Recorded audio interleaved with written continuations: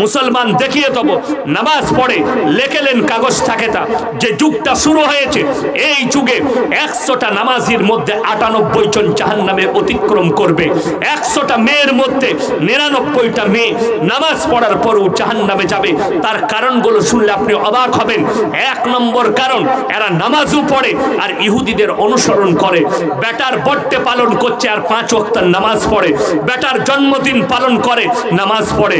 মা বাপকে ভাত দেয় না, 5 কাতারে নামাজ পড়ে। লটারির টিকিট কাটে, 5 কাতারে নামাজ পড়ে। এরা লোকের কাছে গিয়ে লোকের মাল মেরে খায়, চুরি করে খায়। আমার মায়েরা বোনেরা, তোমরা শোনো, তোমাদের জন্য জান্নাতের 8টা দরজা খোলা থাকবে। কখন শুনে নাও, যখন তোমরা নামাজি, মুসল্লি, দিনদার, পরেজগার, মুত্তাকি হবে এবং পর্দা পুশিদার মধ্যে আসবে আর বেশি বেশি করে স্বামীর খিদমত করবে। নামাজ, আমাদের মায়েরা নামাজ ভালো পড়ে, কিন্তু ওই যে নামাজ শেষ হয়ে তসবি না করতে করতে অনেকজন আবার তসবি নিয়ে দিল, সিরিয়ালটা শেষ হয়ে যাবে তাড়াতাড়ি দে, সুবহানাল্লাহ সুবহানাল্লাহ, হ্যালো জবা মরল। বড় কষ্ট লাগে, কি বুঝলে? আরে অবাক হয়ে যাবে, বড় কষ্ট লাগে। বাসেতে এমন গল্প করছে মনে হচ্ছে যে না ওদেরই কুটুমের কারু কিছু হয়েছে। হ্যালো জানিস তো, ওকে গাড়িতে চাপিয়ে নিয়ে পালিয়ে গেল, দিয়ে না ও মরে যেত, ওকে বাঁচাইছে। আমি মনে করলাম আল্লাহ, তাহলে মনে হয় আরও কারু কিছু হয়েছে, কি বুঝলেন? কিন্তু তা তো নয়। তারপরে শেষে বুঝতে পারলাম আল্লাহ এটা সিরিয়ালের গল্প, বুঝলেন? আরে অনেক যাদের ঘরে টিভি নাই, গরিব মানুষ, সিরিয়াল দেখার লোভে বন্ধন না হলে গ্রুপ লোন নিয়ে টিভি কিনেছে। ঠিক বলিনি? গ্রুপ লোন নিয়ে টিভি কিনছে, সিরিয়াল দেখবে বলে। সিরিয়াল অশ্লীলতা জিনিস, ফিল্ম অশ্লীল জিনিস, এগুলো থেকে মায়েরা বাঁচো। এমনকি এই মোবাইলটা থেকেও নিজেদের চোখকে বাঁচানোর চেষ্টা করুন। মোবাইল খুলবেন, অনেক অশ্লীল ছবি চলে আসবে আপনার চোখের সামনে, সেইগুলো থেকে বাঁচতে হবে। জলসা শুনুন, কোরআনের তেলাওয়াত শুনুন, দিনের কথা শুনুন, আপনার লাভ হবে। মায়েদিকে বলবো বিশেষ করে ইবাদত করুন। আরে সূরা ওয়াকিয়া তেলাওয়াত যে বাড়িতে হয় সেই বাড়িতে আল্লাহ রুজিতে বরকত দেয়। জোরে বলুন সুবহানাল্লাহ। সূরা ইয়াসিনের তেলাওয়াত করো মায়েরা ফজরের নামাজ পড়ে। আমার মায়েদের তো ফজরের পরে কি, আমাদের দেশের মেয়েদের ফজরের নামাজ পড়ে সকাল থেকে হাঁস, মুরগি, ডিম, ছাগল আর ঝগড়া। সকালবেলায় উঠে খুঁজে পাচ্ছে না যাকে কি করে গাল দুপুর দিয়ে নিজের মুরগিকে বলছে ঝিমুনি তুই মরে গেলি না, তোর মরা বেরোলো না, তুই চলে গেলি না। আর একটা যা মনে মনে করছে পাশের ঘরে, তাহলে ও আমাকেই বলছে। সে তখন নিজের ছাগলকে বলছে তুই লড়ির তলায় গেলি না, তোর মরা বেরোলো না। ছাগল আর মুরগি বলছে আল্লাহ সকালবেলায় আমরা কি করলুম গো। বলে তোরা কিছু করি না, মাল সব ব্যাকিংয়ে যাচ্ছে। বলছে তোদিকে যাচ্ছে ওই দিকে। যারা বুঝার তারা ঠিক বুঝতে পেরেছে। আমার মায়েরা ফজরের নামাজ পড়ো, কোরআনের তেলাওয়াত করো, সূরা ইয়াসিনের তেলাওয়াত যদি করো, আগামী ফজর পর্যন্ত মৃত্যু ছাড়া কোনো বালা মুসিবত তোমার কাছে আসবে না। জোরে বলুন সুবহানাল্লাহ। এই আমল মায়েরা করে না। নামাজ পড়ে সূরা ইয়াসিন পড়া হলে, স্বামী নামাজ পড়ে মসজিদ থেকে এলে 2 কাপ চা তৈরি করো। স্বামী আর স্ত্রী পাশাপাশি যদি 1টা কাপে করেন, 1টা কাপেই করুন। তুমি অর্ধেক খাও, তারপর আমি অর্ধেক খাবো, ভালোবাসা বেড়ে যাবে। কিন্তু আমাদের মায়েদের আলাদা ডিজাইন। কই গো চা হলো, জল দিয়ে দিলে এলে খা, চা খা, কি বুঝলেন? ওইখানেই তো ফেরেশতা পালিয়ে গেল যে এর জন্য জান্নাতের দরজা ক্লোজ। আমার মায়েরা। আর দ্বিতীয় নম্বর হচ্ছে মায়েরা তোমরা নামাজ পড়বে, খুজুর সঙ্গে নামাজ পড়ো।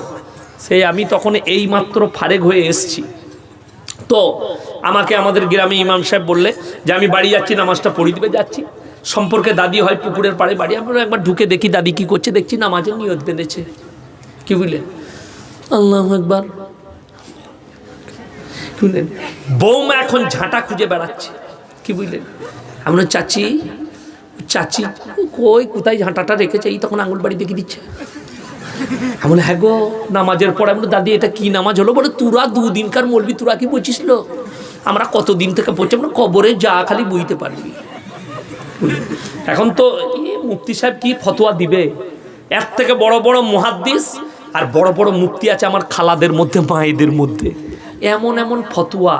আমি 2 মাস আগে একটা বিয়ে ঠিক করতে গেছিলাম, বিয়েতে দেখছি এত নাস্তা, বাঙালিদের যেটা অভ্যাস, মুসলমানদের কলজে ভুনা, গুড় দু, মিষ্টি, মুরগি, পরোটা সব খাওয়া হয়ে গেল। ফলের নাস্তা আসরের পরে দিয়েছে চা বিস্কুট, চা বিস্কুট চানাচুর দিয়েছে, ডিম দেয় নাই। বলে আল্লাহ ডিমটা দিলে না কেন, ভুলে গেল নাকি, না পয়সা নাই। ঘর পালিয়ে এলাম, আমি আমার গিন্নিকে জিজ্ঞেস করলাম, হ্যাঁ গো ডিম দিলে না কেন বলো দিনি। বলে তুমি জানো না মেয়েরা বলে ডিম দিলে বিয়ে ভেঙে যাবে না। তোবা তোবা, মুফতি সাহেব খেপে যাবে, এসব খুঁজে পাবে না, কোনো ফতোয়ার কিতাবেও নাই, হাদিসেও নেই, এই মৌলবিগুলো খেপে যাবে সব। আমাদের মাথা আউট হয়ে যাচ্ছে। ডিমের মালিক সকলে বলুন কে? আল্লাহ। তাহলে ডিম কি করে বিয়ে ভাঙাবে তোর? কথাটা বুঝতে পারেন নাই? তারপরে অনেক মেয়েদের শুনলেন, মেয়েদের হাদিস বলছে বিয়ে ঠিক করতে গেলে জিলাপি দিতে নাই, পেঁয়াজ লেগে যায়। জিলাপিতে পেঁয়াজ লাগানো আছে? বলুন আল্লাহ, ই ফতোয়া কোথা থেকে বার করলে, কোন হাদিস আছে জানি না। আমি খালি চিন্তা করি, যদি জিলাপি দিলে তোর বিয়ের পেঁয়াজ লাগে, তাহলে যে তৈরি করছে তার কত পেঁয়াজ লেগে আছে? সে তো চালিয়ে গেছে, খালি তার পেঁয়াজ ছাড়বে? বড় কষ্ট লাগে। কুসংস্কার এগুলো হচ্ছে বেদাত, এইগুলো সমাজ থেকে মুছা দরকার আছে। আমার মায়েরা শোনো, এই সামনে দেখবেন শবে বরাত আসছে আপনাদের দেশে অনেক জায়গায়, কি বুঝলেন, দে লে হালুয়া লে রুটি, আবার 3 দিন আগে থেকে পুতা দিকে লাতি দিকে পয়সা দিয়ে দে, বোম ফাটাকাবে, তোর দাদা কবরে ঘুমিয়ে গেলে জেগে যাবে, গায়ে মনে হচ্ছে কারগিলের যুদ্ধ চলছে, দাঁড়াম দুরুম ফাটাম ফুটুম। কি হলো গো? বলে শোবে বরাত। হ্যাঁ বে, শোবে বরাতে বোম ফাটাতে হয়? আমরা মৌলবীরা তো ইঁদুর মারা বিষ খেয়ে নেবো, এই হাদিস তো পড়ি নাই। কত বড় দুঃখজনক কথা। এরা জিজ্ঞেস করে না মৌলবী কেউ। শুধু তাই লয়, আমাকে একজন কালিয়াচক থেকে ফোন করেছে, এ मौलवी। बोलो क्या बात है? बोले आपने कहा मजार में जाना पाप है, हम लोग औरत को जाना कैसा है? बोले एकदम सरासर हराम है। हम लोग स्टेज पे क्यों नहीं कहते हो? কি বুঝলেন? আর আপনাদের 7ই চৈত্র পাথরচাপড়িতে মেলা, আলহামদুলিল্লাহ খুব ভালো জায়গা, যাবেন, কি বুঝলেন? আর খুব সুন্দর জায়গা দেখতে পাবেন। বর্ধমান, হাওড়া, হুগলি থেকে পায়ে হেঁটে মেয়েরা আসছে, 1 ওয়াক্তের নামাজ পড়ে না, কি বুঝলেন? আমি নাম করব না, বীরভূমে এমন হারামখোর পীর আছে, কানা দাজ্জাল, 1 ওয়াক্তের নামাজও পড়ে না, মাদ্রাসায় পা রাখে না, জীবনে পড়ে নাই। কোন থানায় আছে বলবো না, যারা চিনে তারা সে মালকে চিনতে পারবে। রাতের বেলায় গাঁজার টান খেয়ে তার জামা একদিকে আর আন্ডার প্যান্ট পরে পড়ে থাকে সামনে, মেয়েদিকে দিয়ে পা টিপা করায়। আপনার বোলপুর থেকে আশেপাশের মধ্যেই আছে, আমি নাম করব না। হ্যাঁ, মাল জীবিত আছে, সে তো মরে গেলে বীরভূমে বিরাট ব্যাপার হয়ে যাবে, হজের জায়গা খুলে যাবে, জানেন না আপনারা। আমি নিজে ইতাই দেখে এসেছি, হাজারদুয়ারিতে। আমি সকালবেলায় ভগবান গোলা থেকে প্রোগ্রাম করে, বেলডাঙ্গায় প্রোগ্রাম ছিল, ড্রাইভারকে বললাম একবার ঢুকো দেখবো। ঢুকলাম, 1 গম্বুজওয়ালা একটা ঘর সামনে আছে মাঠেতে, দেখেছেন? যারা গেছে তারা দেখেছে।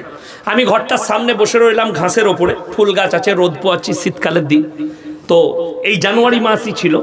অনেকগুলো হিন্দু মা বোন আছে, ভাই আছে, তাদেরকে একজন নিয়ে এলো সাথে করে, আর একটা মেয়ে চাবি নিয়ে এলো। ঘরটা খুললো, এই ছেলেটা হচ্ছে গাইড, যারা আর কি বুঝিয়ে দেয়, এটা এখানে এই আছে, এটা এই আছে।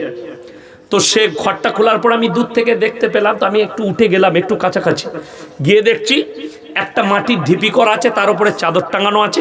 চাদরের এক কোণে আলী, এক কোণে হোসেন, ইয়া আলী, ইয়া আপনার হাসান, ইয়া ফাতেমা, আর মধ্যখানে লা ইলাহা ইল্লাল্লাহ মুহাম্মাদুর রাসূলুল্লাহ।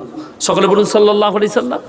তার মধ্যখানে যেটা গুঁজা আছে সেটা হচ্ছে শিবের হাতে যে ত্রিশূল থাকে, সেই ত্রিশূলটা গুঁজা আছে। জোরে বলুন নাউজুবিল্লাহ। সেই লোকটা তাদেরকে বুঝাচ্ছে, বলছে এটা কি?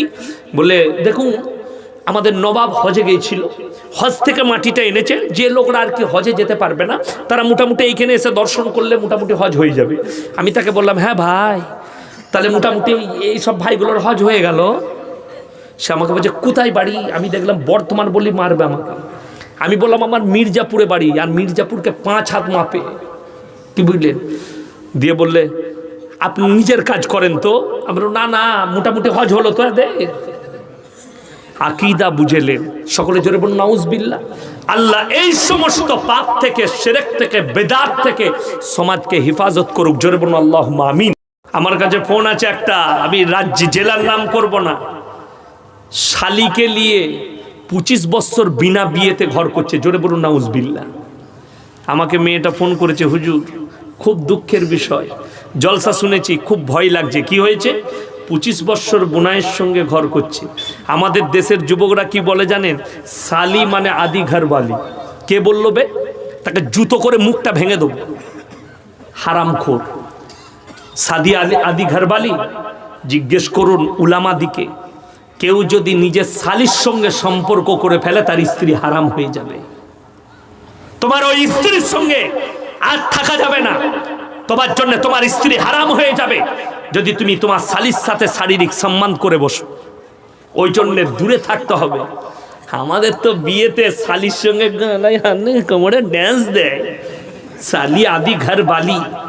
এবার ওটাকে আদি ঘর বালি করতে গিয়ে এটা পুরো হবার ওটা চলে যাবে। জানা আছে? বড় কষ্ট লাগে। কেন? আলেমদের টাচে নাই, আমাদের টাচে থাকে না, আমাদেরকে জিজ্ঞেস করে না শালির সঙ্গে কেমন সম্পর্ক রাখা দরকার। বোন যদি একবার ভাইকে বলে, ভাই একবার চত সাইকেলে করে একবার ইলেম বাজারে নামিয়ে দিয়ে আসবি, হেঁটে চল যা, এইটুকু রাস্তা, আর টোটো করলে। আর শালি যদি বলে ইলেম বাজার যাওয়ার পরে বলে, ভাই এখানেই নামিয়ে দাও, বাস ধরবো, দুধ খেপি চুপ করো, তোমাকে বোলপুরে নামিয়ে দিয়ে আসবো।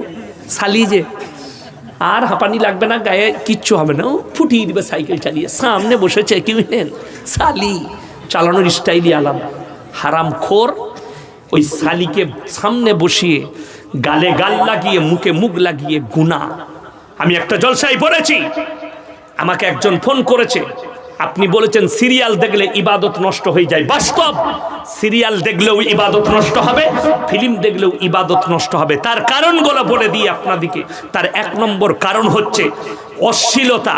আর সেই ছবি দেখলে, আমি বাংলা পাকিস্তানের একজন দামি মুফতি তাকি উসমানী সাহেবের বক্তব্য শুনছিলাম। দারুণ মারাত্মক কথা বলেছেন যে सब अपने दिल पर हाथ रख के कहो, सबसे डेंजर पाप करने वाले हमारे शरीर में जो है वो है आंख। ওটা হচ্ছে চোখ, যে সব পাপের দিকে ঠেলে নিয়ে যায়। এই চোখটাকে যে কন্ট্রোল করতে পারবে না তার জন্য বিপদ। মোবাইল, আরে আচ্ছা আচ্ছা, রাজা বাদশা তো সব থেকে বড় শয়তানের হাতিয়ার একটা বদকার নারী। এই নারী হচ্ছে সব থেকে বড় হাতিয়ার। আর শয়তানের যতগুলো কাজ আছে সব আকর্ষণ আছে, প্রত্যেকটা কাজে আকর্ষণ। শয়তানের যতগুলো কাজ আছে, নোংরা মেয়েরা যে নোংরা পোশাক পরে তাতে চমক দেয় আর আকর্ষণ দেয়, দেয় না? দেয় না? ওই আকর্ষণটাতেই তো আপনার জিনার গুনাহ হবে, পাপ হবে তার দিকে তাকালে। মদ আকর্ষণ। আমার ভাই কে জানে না মদ খাওয়া পাপ? মুসলমান মদ পান করে। আমি যদি বলি আপনাদের ইমাম সাহেব, সে যদি দাড়ি চেঁচে, ইমাম সাহেব কই গো, কই? আল্লাহ, তুমি দাড়িটা খুলো তো আগে। এই দেখো, এই অনেকজন আমাকে বলে ইউটিউবে যে এই হুজুরের বয়ান শোনা যাবে না, দাড়ি নেই। আমার যদি দাড়ি না থাকবে তা এই হুজুররা আমাকে স্টেজে বসতে দিবে? বলে একে নামায় আর বয়ান শোনা যাবে না, দাড়ি চেঁচেই আছে। আমি জীবনে আমার দাড়িতে হাত লাগাইনি। আমার ভাই, এই ইমাম সাহেব যদি দাড়ি চেঁচে নামাজ পড়ায়, ইমাম রাখবেন? হাত তুলে বলবেন হ্যাঁ কি না? এ কথা বলে না কেন? রাখবেন না। ইমাম সাহেব দাড়ি চেঁচে দিলে তাকে আর ইমাম রাখবেন না। আমাদের সমাজের লোক ফতোয়া দেয় দাড়ি চেঁচেতে তার পেছনে নামাজ হবে না। ইমাম সাহেব দাড়ি চাচলে, যদি এই মৌলবীরা দাড়ি চাচলে তার পেছনে যদি নামাজ না হয়, তুই দাড়ি চেঁচে কি করে ইমামের পেছনে নামাজ পড়িসবে? তোরটা কি করে হবে? কথাটা বুঝতে পারেননি? এটা হক কথা বললাম না, না হক কথা বললাম? হক কথা। মৌলবীরা দোকানে সিগারেট খেলে তার পেছনে নামাজ হবে না, সিগারেট খেয়েছে। আর মসজিদের বাইরে ফেলে দিয়ে, তোর নামাজটা কি করে হলো? বিড়ি খেয়ে। ইমামের জন্য হারাম আর তোমার জন্য হালাল। ইমাম সাহেব দাড়ি চাচলে হারাম হবে আর তুমি দাড়ি চাচলে নেকি পাবে। ফতোয়া কোথা থেকে পেলে? জিজ্ঞেস করেছো মুফতি সাহেবকে? ইমাম সাহেবকে জিজ্ঞেস করেছেন? করেননি। ফতোয়া খালি মৌলবীদের জন্য, আপনাদের জন্য নয়। ওই জন্য তো সমাজ মরেছে। এরা টিউশন মাস্টারকে 500 টাকা বেতন দেয়, একটা ইমাম সাহেব পৃথিবীর উমদা কিতাবের তালিম দেয়, তাকে 10 টাকা দিতে গেলে এদের কলজেই লাগে। ঠিক বলছি না ভুল বলছি? বাস্তব কথা বলছি। আমি যখন লখনৌ ইরফানিয়ায় কিরাত পড়তে যাই, দরগায়ে হায়দারবাগ মসজিদে আমি 2 ওয়াক্তের ইমাম ছিলাম, এশা আর ফজর পড়াতাম। তো একজন মুসল্লি বললে, भाई मेरा 2 लड़की है और 1 लड़का है, तीनों को कुरान पढ़ाना है, आप पढ़ाएंगे? हम जी पढ़ाएंगे। कितना रुपया करके लेंगे? हमने 700 रुपया करके लगेगा, 3 बच्चे का 2100 रुपया। সে আমাকে কিছু বলেনি। সকালবেলায় দেখছি কারি মুস্তাক সাহেব মরহুম, আল্লাহ জান্নাতি করুক, মোহতামিম, তার কাছে হাজির। আমি যখন ক্লাসে ঢুকছি দেখছি মাল বসে আছে, আমাকে বলে ভাই इधर आओ। আমি গেলাম, हजरत क्या बात है? बोले तुमने कितना पैसा मांगा 3 बच्चे का? हमने 700 रुपया करके। बोले क्यों? हमने हजरत एक बात बताऊं? बोले बोलो। हमने इनका लड़का इंग्लिश मीडियम में पढ़ने जाते हैं, महीने का 2000 रुपया लगता है, ट्यूशन पढ़ते हैं, एक अंग्रेजी मास्टर का 500 रुपया, हिंदी टीचर का 500 रुपया, साइंस का टीचर का 700 रुपया। इनका लड़की भी कॉन्वेंट में पढ़ने जाती है, उनका भी महीने का 3-3 हजार रुपया लगता है, उसमें तकलीफ नहीं है, लेकिन पूरे दुनिया का उम्दा किताब का तालीम हम देंगे, इसके लिए इनको 700 रुपया देने के लिए तकलीफ आ गया। तो ये ईमानदार है कि बेईमान है? बोले भाई तुमने तो बहुत उम्दा बात कह दी, बस छोड़ दो। ताकि बोले भाई एक काम करो, 600 रुपया करके दे देना, 1800 रुपया। আমি ঠিক করলাম, পড়ব 400 টাকা করে। আর আমাদের দেশে আমার মাদ্রাসায়, আমার বাজারে একজন ঢুকেছে, ধরেছে পুরসায়, আমার ছেলেটা মক্তবে তোমাদের মাদ্রাসার শিক্ষক পড়াতে আসছে, 6 বছর যাচ্ছে, এখনো পর্যন্ত আলিফ বা হয় না। আমরা ক টাকা দিস? বলে 1 টাকাও দিই না। আমরা দিস না, আমরা কিয়ামত পর্যন্ত হবে না। রোজ আসবে আর বলবো আলিফ বা আসা যাবে, ঘর চল যা, আলিফ বা আসা যাবে, ঘর চল যা, কোনোদিন হবে না। তুই তো চাইছিস পাইকিরি পড়াতে, তো আমি পাইকিরি পড়াবো? আপনারা ভাবতে পারবেন না, উলামারা আছে। সত্য কথা বলি, মানুষ আপনারা খালি বিবেচনা করবেন। এই যে লকডাউন কেটেছে, এনারা মাদ্রাসার পরিচালক, আমরা মাদ্রাসায় থাকি, আমার আব্বাজি হেডমন্না, আমি সেই মাদ্রাসায় একজন শিক্ষক, এনারাও অনেকজন মাদ্রাসার শিক্ষক আছে। লকডাউনের যে সময়টা কেটেছে, কোনো সমাজের কোনো মানুষ জিজ্ঞেস করেনি যে আপনার বাড়িতে খাবার আছে কিনা। অথচ আপনারা জানেন এই গরিব ঘরের ছেলেরা আলেম হয়েছে, যাদের 1 কাঠা জায়গা নেই, কোনো মাদ্রাসার কমিটি খোঁজ নেয়নি যে এই মৌলবীর ঘরে ভাত হয়েছে কিনা, খোঁজ নেয়নি। উচিত ছিল গ্রামের মানুষ চাঁদা তুলে টাকাটা পৌঁছে দেওয়া তাদের কাছে। আর আমাদের লেগে বলে ওরা মাদ্রাসায় খেয়ে খেয়ে মোটা হয়ে গেল বে, তোর বাপের খাচ্ছি বে, লকডাউনের সময় কি করছিলি বে? আমাদের লেগে চায়ের দোকানে সমালোচনা করছিস, লজ্জা লাগেনি? শরম লাগেনি? তখন খোঁজ লাওনি ইয়াসিন তুমি চা খেতে পেয়েছো কিনা, রমজানুল মুবারকের মাস গুজরে গেছে, সেই মৌলবীর ঘরে ভাত জুটেছে কিনা, ইফতারি জুটেছে কিনা, খোঁজ নিয়েছো? নেওনি।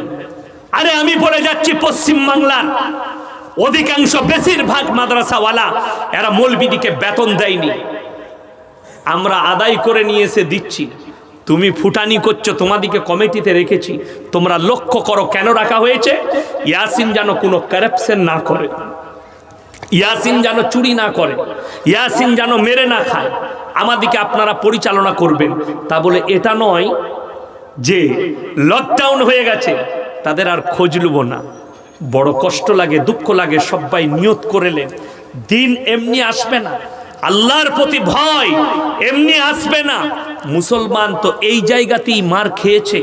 আজকে পশ্চিম বাংলার এই ভারতবর্ষের মুসলমানদের অবস্থা এত খারাপ, আমরা মমিন মুসলমান ঘরে থেকেও অনেকজন মমিন নেই। তার কারণ একটাই, এই শিক্ষিত সমাজ। আপনি বিকেল সকালবেলায় ইলেম বাজারে চলে যাবেন ফজরের পরে, দিয়ে যেখানটা দামি চায়ের দোকান আছে, যেখানে মাস্টার ডাক্তাররা বসে, জিজ্ঞেস করবেন, তারা একটাই কথা বলবে, কি যে মুসলমান মার খাচ্ছে তার একটাই কারণ, এডুকেশন নেই, শিক্ষা নেই। এটা রং কথা, তার আমি প্রমাণ আপনাদেরকে দিচ্ছি। যে মেয়েটা বলেছে ইসলাম মডেলিং এর নয়, মডেলিং নাই, আল্লাহর কসম করে বলছি ইসলাম কেমন মডেলিং বলে দিচ্ছি। এই উলামাদের দিকে তাকান, তাকিয়ে আপনারা ইমানদারির সঙ্গে বলুন, এই উলামারা কি ব্যভিচার করতে পারে? এই উলামারা কি ধর্ষণ করতে পারে? এই উলামারা কি নারীবাজি করতে পারে? কখনো নয়। আপনাদের ভুল হবে যদি এই ধারণা রাখেন, এই চেতনা রাখেন। শুনলেন কোরআনে আছে, ইন্নামা ইয়াখশাল্লাহ মিন ইবাদিহিল উলামা। আমার নবী আর পয়গম্বরের পরে যারা আমাকে সবথেকে বেশি রীতিমতো ভয় করে তারা হচ্ছে উলামা সম্প্রদায়। আপনারা এদের টাচে থাকুন। বলে দিই আপনাকে, আপনি যদি ইলম বাজার শুরু করেন, ইলম বাজারের পরে 11 মাইলের পরে আপনার পড়বে তিলকচাঁদপুর, তারপরে পড়বে পানাগড়ের পরে বুধবুদের পরে গলসির পরে বর্ধমানের পরে শক্তিগড়ের পরে পালসিটের পরে কংসারিপুরের পরে গুড়াপের পরে ডানকুনির পরে দক্ষিণেশ্বরের পরে কলকাতা ঢুকে যাচ্ছে। এই যতগুলো টাউনের ছোট ছোট নাম করলাম, প্রত্যেকটা বাজারে প্রত্যেকটা জায়গায় সরকারের লাইসেন্স প্রাপ্ত মদের দোকান খোলা আছে, ঠিক কি না? কথা বলুন, খোলা আছে। সিগারেটের প্যাকেট নিয়ে আসুন, তাতে লেখা আছে সিগারেট খেলে ক্যান্সার হবে, ক্যান্সারের কারণ সিগারেট, লেখা আছে না নাই? সিগারেটের প্যাকেটে পাবেন। কিন্তু আজীব লাগে জানেন, আমি পরশু জলসায় বলেছি মুর্শিদাবাদে, আমাদের দেশের অবস্থা দেখে মনে হচ্ছে আমরা ইংরেজদের কাছ থেকে আজাদ হয়নি, ইংরেজরা আমাদের কাছ থেকে আজাদ হয়ে গেছে। যা অবস্থা চলছে ভারতের, ওই জন্য বলেছি সিগারেটের প্যাকেটে লেখা আছে এটা খেলে ক্যান্সার হবে, অথচ বাজারে বিক্রি করার অনুমতি দেওয়া হচ্ছে। তোরা বেচ, তুই খা, তোর ক্যান্সার হবে, ক্যান্সারের হসপিটালে যাবি, মারা যাবি। মানে বিষ খাবারও অনুমতি দিচ্ছে, আবার বলছে ক্ষতি হবে। এটা কিরকম? আমার আল্লাহ কিন্তু এরকম দেয়নি। আমার ভাই, কোরআনে 1400 বছর আগে আমার আল্লাহ রাব্বুল আলামিন বলে দিলেন, মদ তোমাদের জন্য নেশাগ্রস্ত জিনিস তোমাদের জন্য হারাম করা হলো, স্পর্শ করা হারাম। জোরে বলুন সুবহানাল্লাহ। আজকে হাজার হাজার মুসলমান যুবক তারা মদ পান করছে, তারা গাঁজা খাচ্ছে, তারা আফিং, তারা চারাস, তারা ডেন নাইটের নেশা করছে, তারা হিরোইনের নেশা করছে। আপনাকে বীরভূমে প্রমাণ দেবো, হাজার হাজার যুবক, হাজার হাজার যুবতী। আমার ভাই শুনেলেন, ইসলাম বলেছে 1400 বছর আগে যেদিন নবীজির কাছে মদ হারাম হয়েছে, আমার নবী সাহাবীরা মদিনার গলিতে রওয়ায়েতে আছে গঙ্গার মতো নদীর মতো বয়ে চলে গেছে, সব মদগুলো ঢেলে দিয়েছে। সেই দিন থেকে সাহাবীরা আর ওই মদের উপরে স্পর্শ করেনি। জোরে বলুন সুবহানাল্লাহ। আমার ভাই, আর এরা বলছে লাইসেন্স দিয়ে খোলা আছে, মদ পান কর, মাতলামি কর। আমার মুসলমান যুবক যারা মদ পান করেন তারা শুধু নিজের ক্ষতি করেন না, আপনার অর্থের ক্ষতি, আপনার জীবনের ক্ষতি, আপনার পারিবারিক ক্ষতি, আপনার সাংসারিক ক্ষতি, আপনার সামাজিক ক্ষতি। সমাজের লোক আপনাকে মাতাল বলে ডাকবে, আপনাকে মাতাল বলে আখ্যা করবে। আমার ভাই, আপনি আরো একটু আগে চলুন, আপনাকে বুঝিয়ে দিই। আমার মায়েরা, তোমাদের জন্য উপদেশ রেখেছি, আমি মায়েদিকে উপদেশ দেবো। তার আগে আপনাদিকে বলে দিই, আপনারা সচেতন হন।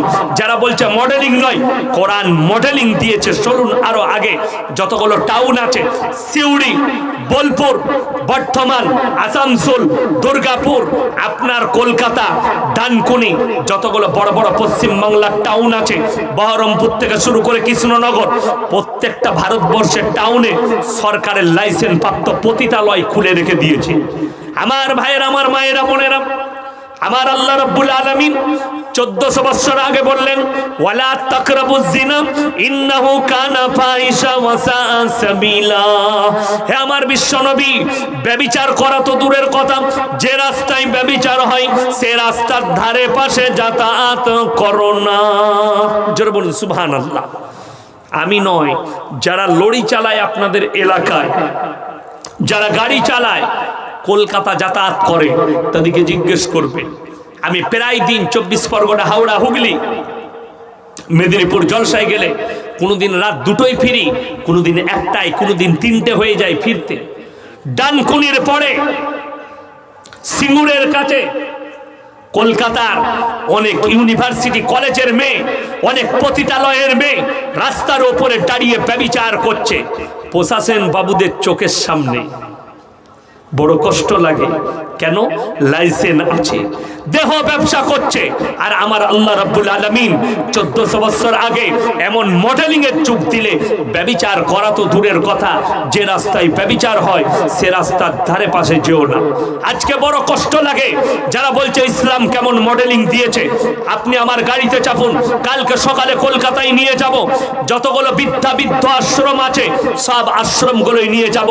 ডাক্তারের মা, প্রফেসরের মা, উকিলের মা, আইপিএস এর মা, জজের মা সব বার করে করে দেখিয়ে দেবো কতগুলো শিক্ষিত লোকের মা বৃদ্ধাশ্রমে পড়ে আছে। যদি বলেন ইসলাম কি মডেলিং দিয়েছে, আমার ভাইয়ের, আমার মায়েরা, বোনেরা, আমার আল্লাহ রাব্বুল আলামিন 1400 বছর আগে মডেলিং দিলেন। ইম্মা ইয়াবলুগান্না ইনদাকাল কিবার আহাদুহুমা আও কিলাহুমা ফালা তাকুল লাহুমা উফফিন ওয়ালা তানহারহুমা ওয়া কুল লাহুমা কাওলান কারীমা। তোমাদের মা বাবা যখন বৃদ্ধকালে পৌঁছাবে তখন তোমরা এমন করে খুদমত করবে যেমন শিশুতে তোমাদের লালিত পালিত করেছে। জোরে বলুন সুবহানাল্লাহ। কেউ যদি মা বাবার সঙ্গে অপব্যবহার করে, কাবা ঘরের ফাঁস কাতারে নামাজ পড়লেও তুমি রেহাই পাবে না। কেউ যদি মা বাবার সঙ্গে অপব্যবহার করে, তারা কিয়ামতের দিনে আমার নবীজি তাদের জন্য সুপারিশ করবেন না। খুব সাবধান। এরপরে মা বাবারা শোনো, ওই মা বাবারাও ফেরে পড়বে যারা দুটো সন্তানকে দুই করে, একজনকে বেশি আর একজনকে কম, একজনকে সম্পত্তি থেকে বঞ্চিত করে আর একজনকে সম্পত্তি দেয়। এই মা বাবাও কিন্তু আমার আল্লাহর কাছে রেহাই পাবে না। এরপরে আমার ভাইয়েরা, মায়েরা, বোনেরা শুনেন, আমার আল্লাহ রাব্বুল আলামিন মুমিনদের আখলাক বর্ণনা করলেন। কোরআন নকল করছে কাদাবলাহাল মুমিনুন। হে আমার বিশ্ব নবী, প্রকৃত মুমিন কারা? এক নম্বর তাদের আখলাক চরিত্র, আল্লাযীনা হুম ফি সালাতিহিম খাশিউন। তাদের এক নম্বর চরিত্র, তারা যখন নামাজ আদায় করবে তখন খুশুর সঙ্গে নামাজ আদায় করবে। আমার ভাইয়েরা, নামাজ পড়বেন ফাইন্নাহু ইয়ারা। নামাজে দাঁড়ালে তোমরা মনে মনে ভাববে আমি আল্লাহকে দেখতে পাই বা না পাই, আমার আল্লাহ আমাকে অবশ্যই দেখছেন। এটা মনে মনে ভাবো, আমি আল্লাহকে দেখতে পাই বা না পাই, আমার আল্লাহ আমাকে অবশ্যই দেখছেন। আমাদের অনেক যুবক, অনেক যুবতী, অনেক মায়েরা বলে আমরা তো নামাজ পড়ি, নামাজে মনোযোগ থাকে না।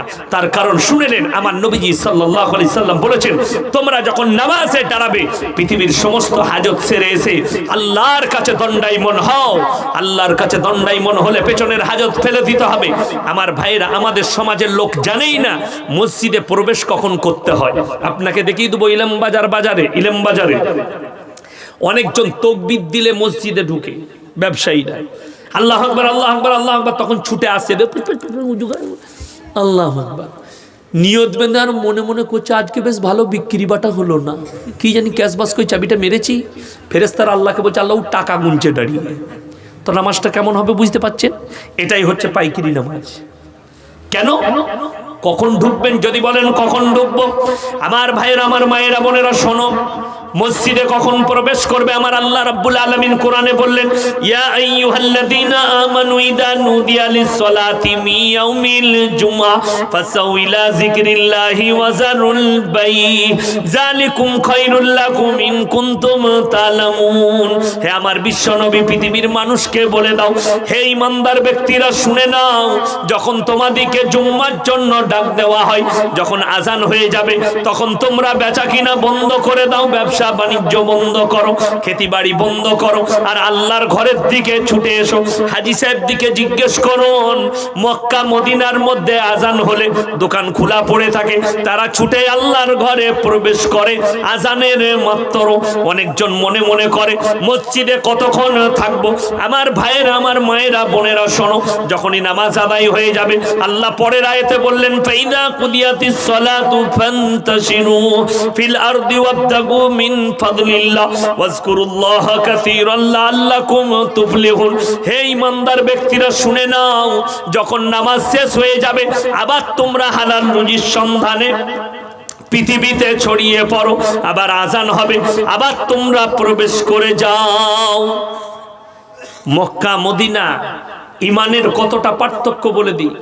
মক্কা মদিনায় আরব দুনিয়ায় তাদের আজান হয়ে গেলে সোনার দোকান খোলা থাকে, হীরের দোকান খোলা থাকে, চানাচুর বিস্কুটের দোকান খোলা থাকে, নামাজে পড়তে চলে গেল, দোকান খোলা পড়ে আছে। আমাদের ইলেম বাজারে কেউ যদি বলে যে আমাদের লোকরা সব মুমিন, আর যদি চানাচুরের দোকান খুলে যায়, ঘুরে এসে দেখবে দুটি চানাচুর নয়, সব মালগুলো নিয়ে পালিয়ে গিয়েছে। আরে জুম্মার দিনে অনেকজন জুতো চুরি করার লেগে জুম্মা পড়তে যায় মসজিদে, ঠিক বেরিয়েছে ভালো নতুন মাল ঢুকার সময় আইটেম করলে যে পড়লি, যদি ধরা পড়ে যায় কি বলে জানেন, কি জানি ভাই ভুলে ঢুকে গেল, তুই তো ছিঁড়া পড়েইছিস, নতুনগুলো ঢুকলো কি করে তোর পায়ে? বড় কষ্ট লাগে আমার ভাই। না, নামাজ এমনি নয়। তোমরা যখন নামাজ আদায় করবে খুজুর সঙ্গে নামাজ আদায় করো। আমাদের দেশের লোক ওইভাবে তো নামাজই পড়তে পারে না। কি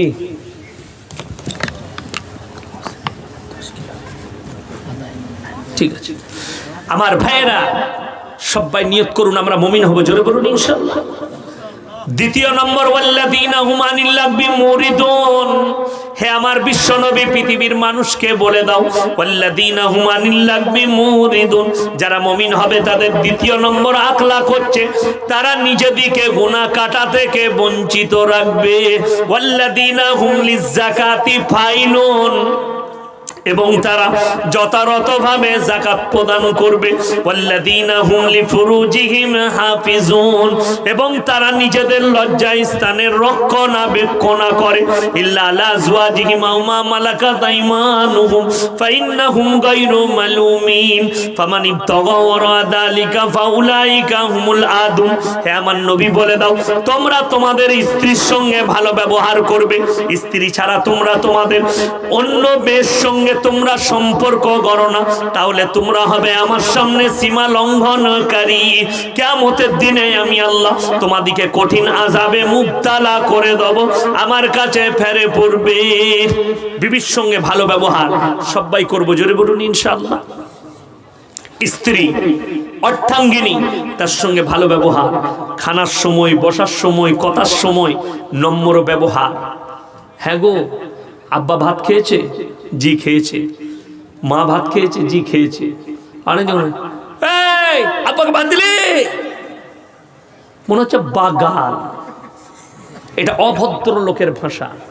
আপনি বলবেন বাড়িতে প্রবেশ করে, আসসালামু আলাইকুম, হ্যাঁ গো ভাত দিলে আব্বাকে? জি দিয়েছি। কি বুঝলেন? আর কি বলবো জানেন? স্ত্রী, আপনি স্ত্রীর কি করবেন?